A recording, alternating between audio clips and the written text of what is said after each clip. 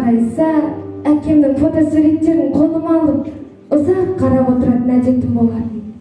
Күлгенін, көз қарасын, жүріс-тұрысын қатып қалған фотосуреттегі бейнесін тірілтіп елестетіп отыратынмын. Тіпті кейде бұл кісі өмірде болмаған адамдай көрінетін еді. Жұрттың бәрі сенің әкең осындай адам болған, мынандай мінезі болатын деген кезде де маған соның бәрі жұбату үшін адамдардың ойлап тапқан аңызындай көрінетін. Дегенмен мына фотосуреттегі бейне менің әкем маған туыс кісі, тірі болса қанаттыға қақтырмай, тұмсықтыға шоқтырмай өсіретін еді.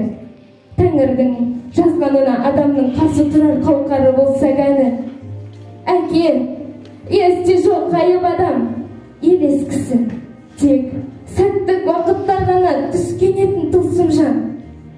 Боз бала кезінде қатты аңсаған жақыным, тіпті шешеден де қатты қажет болған туғаным, мен оның бөлшегімін.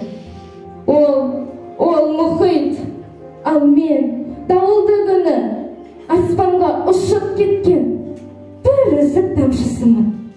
Ол бәйтерек, ал мен қисайып өскен бұтағымын. Ол даңғыл жол, ал мен жалғыз аяқ сүрлеуімін. Ол аспан, ал мен оның жап-жарық жұлдызымын. Ол менің мәңгілік жұмбағым, ал мен оның тәп-тәтті сағынышым.